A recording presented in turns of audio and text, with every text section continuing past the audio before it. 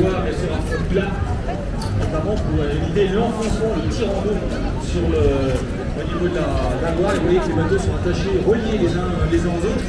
Et ce qui est intéressant aussi à noter, on peut le rappeler cette semaine, c'est toute la préparation. En fait. On a l'impression que c'est lorsque vous mettez le regard, vous portez le regard, mesdames et messieurs, sur le train de bateau, avec l'équipage et de Sam, on a l'impression que c'est simple. Mais néanmoins, ça requiert une préparation logistique et technique. C'est-à-dire qu'il y a avant cela un briefing, chacun est à son poste.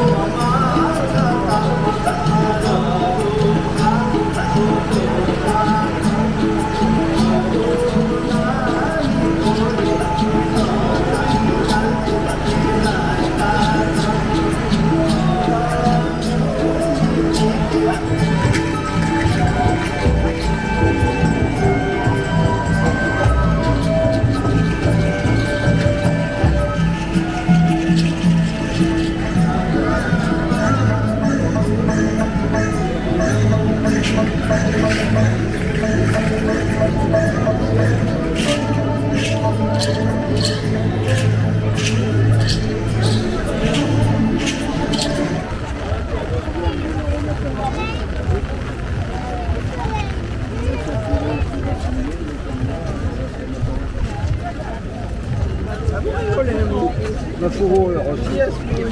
C'est la jeune fille. Oui,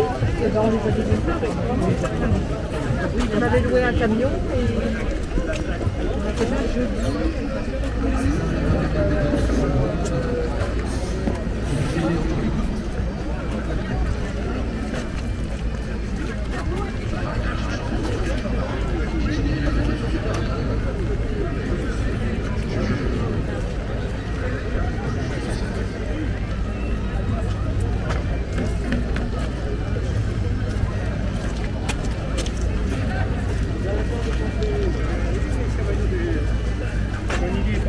y a des gens qui vont se trouver dedans.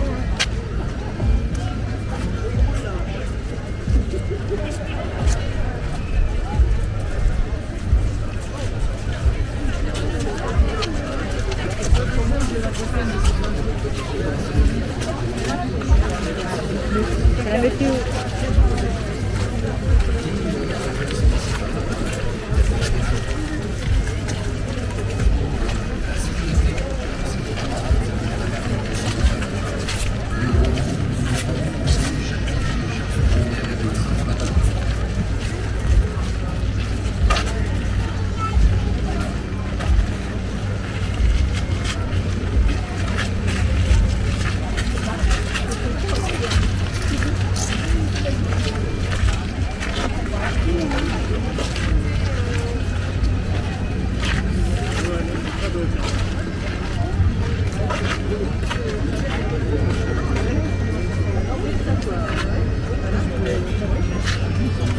Voilà, pour les commentaires, nous sommes installés juste à côté de deux autres stars du festival, Ardennais, Caramel de Juin et Ultra de Bayonne.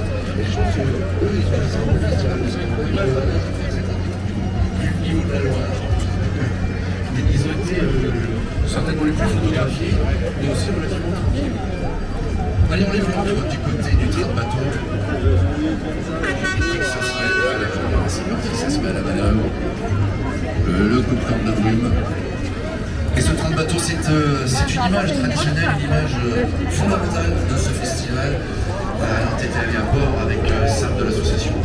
Il faut vraiment s'adapter. Le courant, c'est pareil, le courant n'a pas arrêté de varier, on en a un petit peu moins parce que ça a été la lutte contre le courant au début de semaine.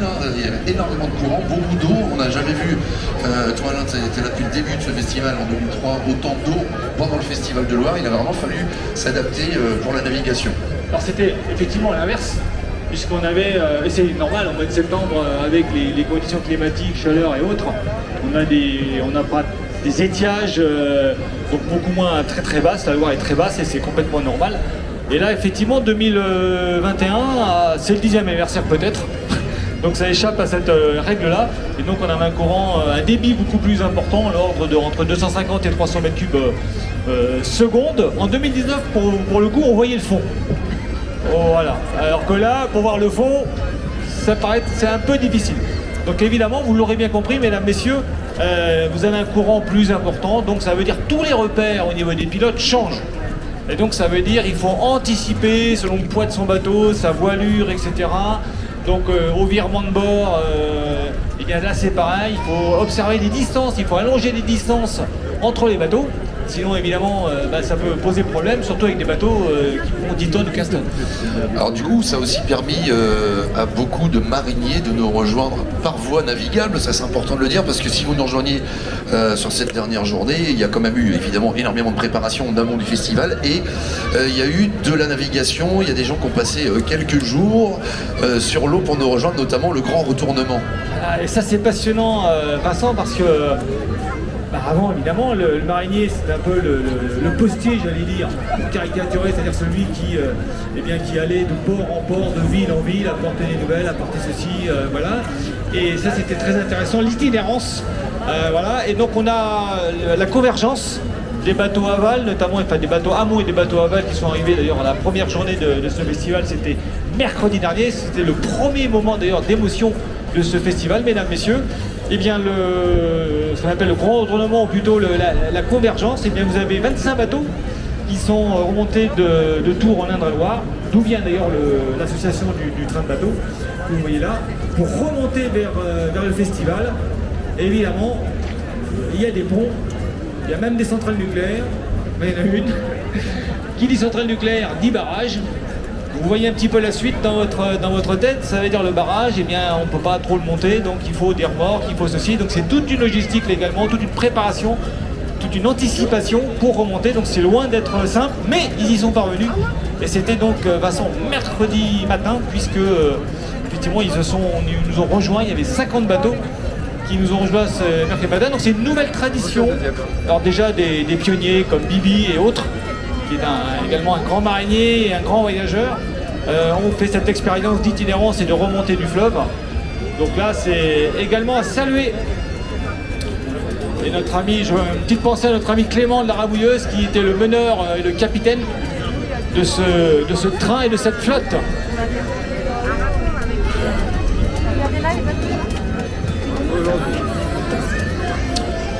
Bon, allez, ce festival de Loire, c'est toujours l'alliance, la communion entre les musiciens et les mariniers, hein, toute l'histoire de la musique aussi au programme. Et là, on vous installe en ce moment un groupe, c'est la Bande à Choc, groupe qui nous vient de Bretagne, qui va aussi faire cette parade et jouer en live.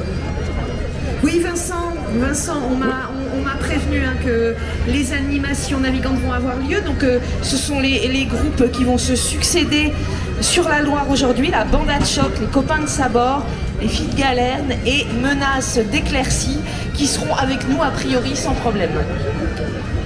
Ah bah c'est super Charlotte, je vois la Bande à Choc ça démarre là juste devant nous.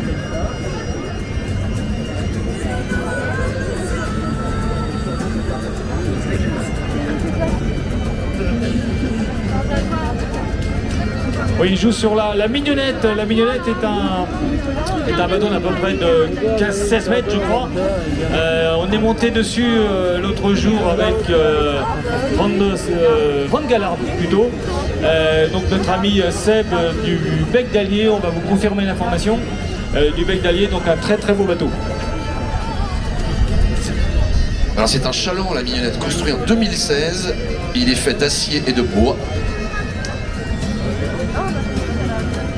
Et c'est lui qui l'a construit, hein. C'est Seb qui l'a construit. Il y a beaucoup de mariniers évidemment qui sont aussi, on va dire, architectes navals pour le coup, mais qui construisent leurs bateaux bien évidemment.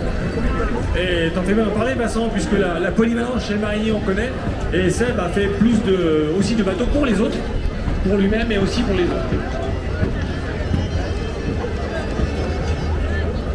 Alors le poids de cette mignonnette, le poids de ce bateau, c'est 7 tonnes, mesdames et messieurs.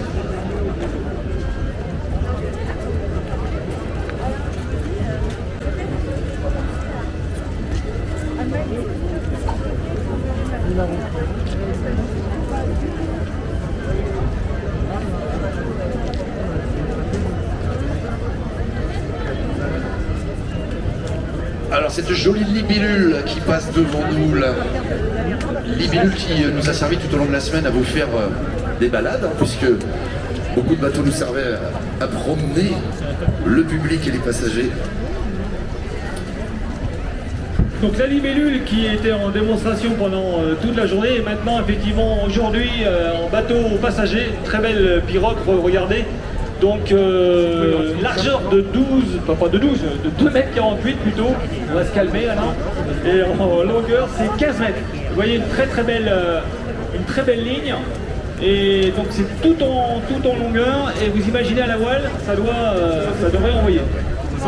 Très joli bateau, très élancé. Libellule, c'était parfait pour commencer. Donc le bateau à passagers et puis le train de bateau qui on va voir passer bientôt Vincent devant nous.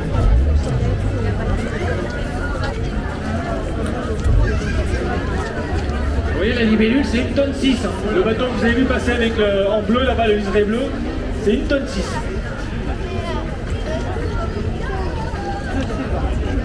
Il n'a pas décroché.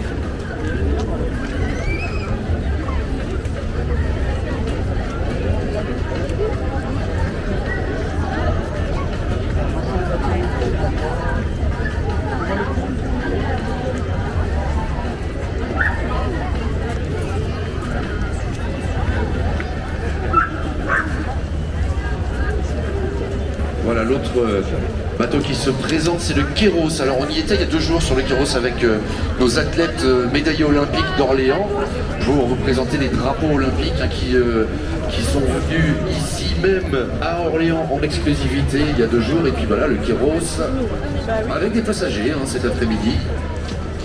Alors c'est il nous vient de Saint-Denis-sur-Loire, du côté de Chambord. Ça vous rappelle quelque chose Chambord? Oui, je pense.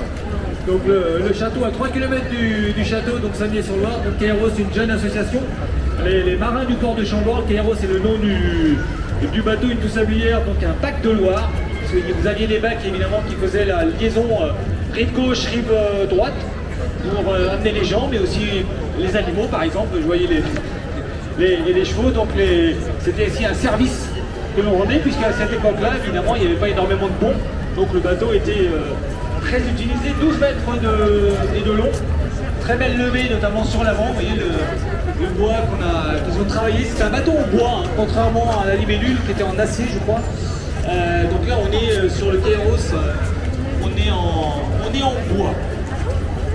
Donc une association, comme il y en a beaucoup d'ailleurs, le long du fleuve, mesdames, messieurs, puisque depuis les années 90-95, vous avez une renaissance de la marine de Loire. Alors non pas pour l'aspect économique, même si ça crée des emplois quand même, mais sur le tourisme de nature, c'est une très belle manière. Vous pouvez découvrir, comme les gens le font en ce moment, les passagers, de découvrir la Loire autrement. Ils sont tout le milieu vivant, la flore, la faune. Donc ça nous permet de vous immerger au cœur de ce fleuve royal, en bateau notamment. Donc ce sont ce qu'on appelle des opérateurs ou des associations qui vous font partager leur passion.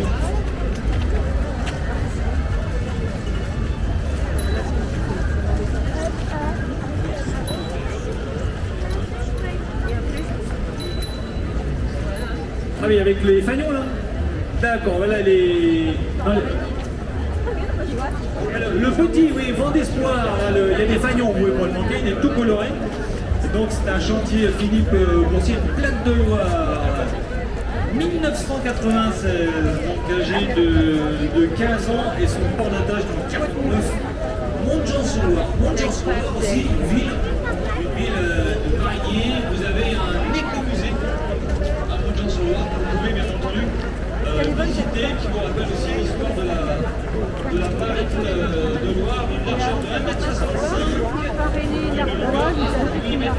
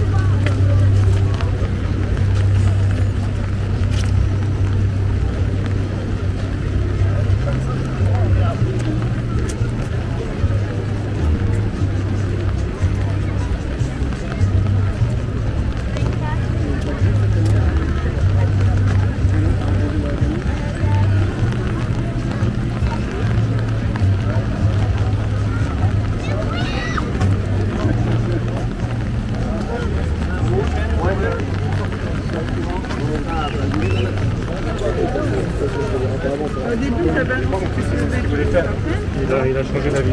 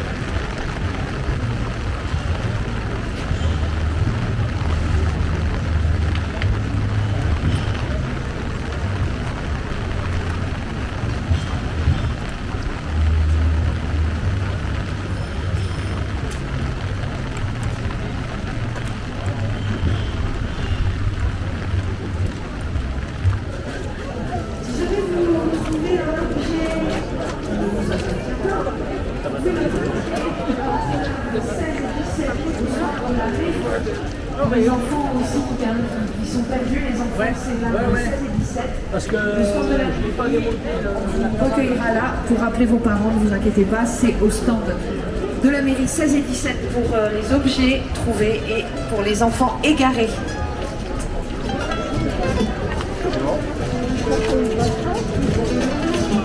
Un message important, effectivement, Charlotte, merci beaucoup. Mesdames et messieurs, ravi de vous retrouver pour cette toute dernière journée du Festival de Loire. Alors quand on vous dit depuis le début de ce festival que la Loire commande, on obéit à la Loire et à sa météo, on s'adapte. Mais la bonne nouvelle, c'est que nous allons démarrer la grande parade des bateaux dans quelques toutes petites minutes maintenant. Donc vous allez pouvoir nous retrouver, continuer évidemment à déambuler sur les quais avec toutes les activités que vous proposent nos amis mariniers, aller une nouvelle fois faire travailler nos commerçants, côté rue, découvrir tous les stands de nos partenaires.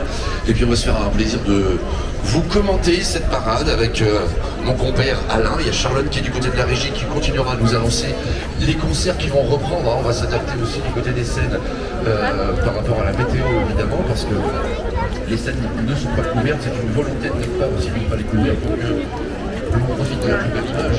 Ici, c'est la Loire, n'est-ce pas? On va se retrouver dans quelques toutes petites secondes. On va vous inviter à nous rejoindre. On va commenter cette parade entre les arbres 42 et 43 devant la taverne des mariniers.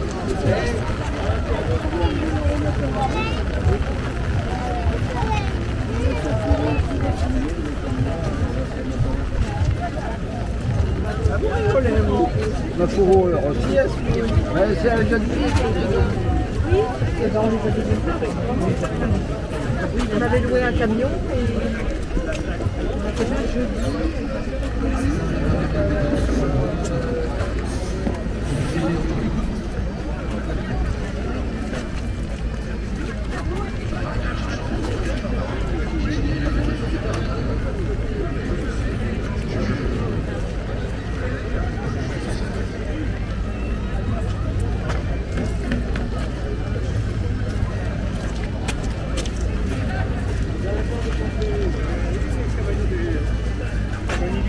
Mais il y a des gens qui vont se trouver dedans.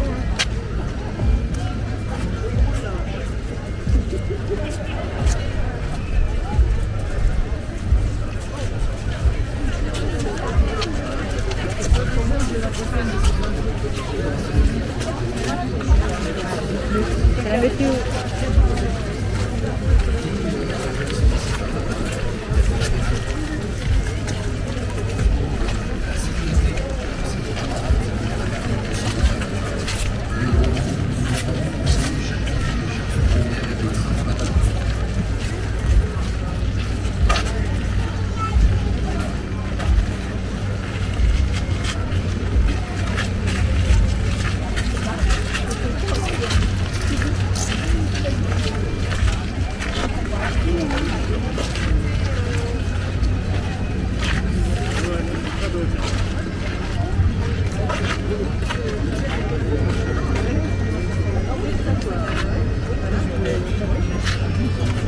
Voilà, pour les commentaires, nous sommes installés juste à côté de deux autres stars du festival, Ardennais, Caramel de Chat et Ultra de Payotte.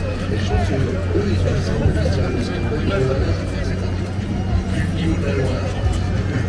Ils ont été certainement les plus photographiés, mais aussi relativement tranquilles. Allez, on les voit du côté du train de bateau.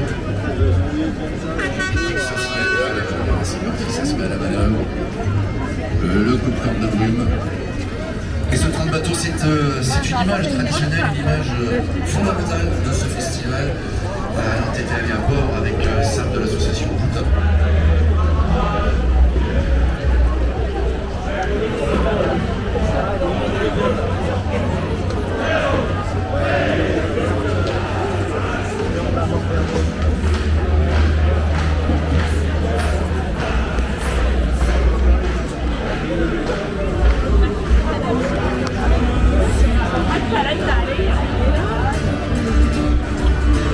Angelo Filho,